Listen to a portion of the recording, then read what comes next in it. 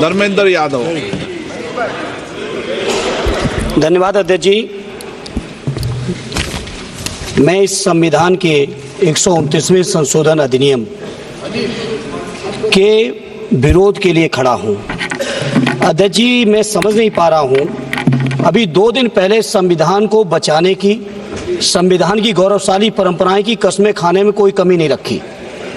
2 ही दिन के अंदर संविधान की जो हमारी मूल भावना है, 2 ही दिन के अंदर संविधान का जो हमारा बेसिक स्ट्रक्चर है, 2 ही दिन के अंदर संविधान का जो हमारा संघीय ढांचा है, उसको खत्म करने के लिए संविधान संशोधन बिल लाए हैं। मैं मनीष तिवारी जी से सहमत हूं और अपनी पार्टी और अपने नेता आदरणीय अखिलेश यादव जी की ओर से कहना चाहता हूं, ये बिल पूरे देश के जो अलग अलग भेष, भाषाएं, संस्कृति, क्षेत्र की जो मान्यताएं हैं, जो हमारे संविधान निर्माताओं ने बहुत सोच विचार के मंथन अध्ययन करके ये संघीय ढांचा तैयार किया था, राज्यों का गठन भी किया था, संस्कृति के हिसाब से, क्षेत्र के हिसाब से, भाषा के हिसाब से, परिस्थितियों और समय के हिसाब से।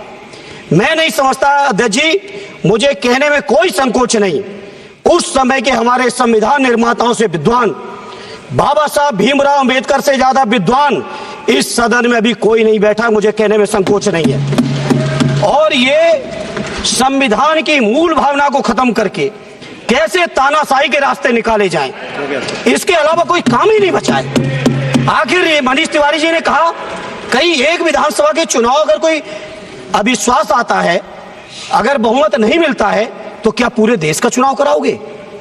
पूरे देश का चुनाव कराओगे? और ये लोग एक देश, एक संविधान, एक चुनाव की बात करते हैं।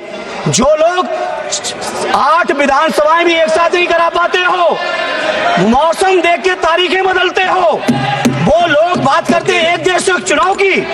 इसलिए अध्यक्ष जी, मैं अपनी पार्टी की ओर से, अपने नेता आदरणीय अखिलेश यादव जी की ओर से इस बिल का पुरजोर विरोध करता हूं और आपके माध्यम से देश के जनमानस से कहना चाहता हूं, ये भारतीय जनता पार्टी के लोग तानाशाही लाने के नित नए रास्ते लाते हैं। जो 8 विधानसभाओं का चुनाव एक साथ नहीं करा पाए, 4 राज्यों के चुनाव एक साथ नहीं करा पाए, वो पूरे देश की लोकसभा और सारे प्रांतों की विधानसभाएं एक साथ कराने की बात करते हैं। मैं पूछना चाहता हूं सरकार से, अगर एक प्रांत के अंदर सरकार गिरती है तो क्या पूरे देश की लोकसभा के चुनाव कराओगे? क्या अगर लोकसभा के चुनाव के चक्कर में उस प्रांत के लोग क्यों सफर करेंगे? अरे चर्चा कर लेना, अरे कुछ नहीं बचा है, कुछ नहीं बचा है आपके पास। अध्यक्ष जी, सदन को थोड़ा सा सिस्टम में लाएं।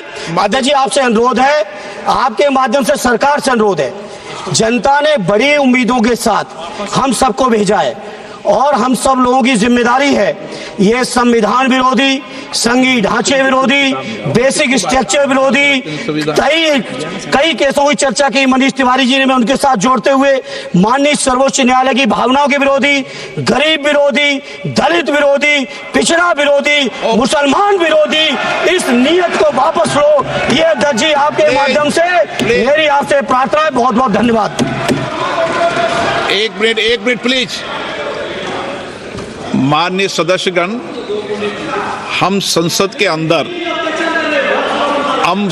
अंदर हर विषय की अलग अलग प्रक्रिया होती है। जब राष्ट्रपति भाषण होता है, जब बोलने की प्रक्रिया अलग होती है। संविधान पर, उसकी 75 वर्ष की चर्चा पर जब विषय अलग होता है। आप जिस बिल का विधेयक पर विरोध कर रहे हैं, वो नियम 72 के तहत विरोध कर रहे हैं। तो मेरा आप सबसे आग्रह है कि हम संसद की मर्यादा, परंपरा, उसकी चर्चा को उच्च कोटि की बनाए। तो नियमों के तहत 72 में के परिप्रेक्ष्य में आप 1 मिनट प्लीज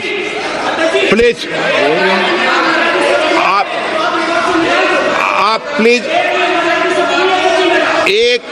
मेरा ये आग्रह है, ऐसे नहीं बोलते बीच में। प्लीज बैठिए, ऐसे बीच में नहीं बोलते हैं। मैंने इसलिए आपसे कहा कि मैंने किसी को नहीं कहा कि मर्यादा बोली, मैंने कहा नियम 72 के तहत आप उस परिप्रेक्ष्य के अंदर बिल का विरोध करने का आपका अधिकार है, वह भी विधेयक की विधायी क्षमता लेजिस्लेटिव कॉम्पिटेंस के विषय पर, लेकिन विषय गंभीर है, इसलिए